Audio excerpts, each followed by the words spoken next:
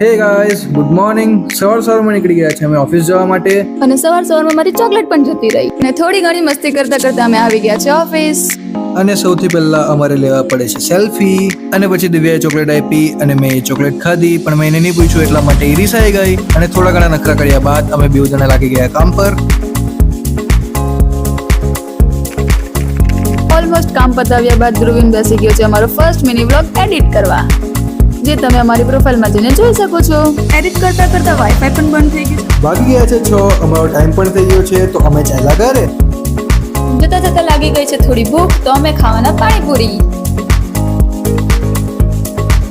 અને પછી અમને દેખાયું આ યમરાજનું વાહન. અને ગાડી મારી એટલી ભૂખી હતી કે એને ખવડાવવામાં અમે જ ભૂખા રહી ગયા. આજે ખબર નહીં ક્યાંથી સૂરજ જોઈ ગયો કે દિવ્યા મેડમ ગાડી સાફ કરે છે. ધ્રુવીન મને બાય બાય કરીને જાય છે ઘરે, અને મારી પણ બેટરી હવે ડાઉન થઈ ગઈ છે, તો બાય બાય. તો મળીએ કાલે ન્યૂ વ્લોગ સાથે. Thank you for watching us.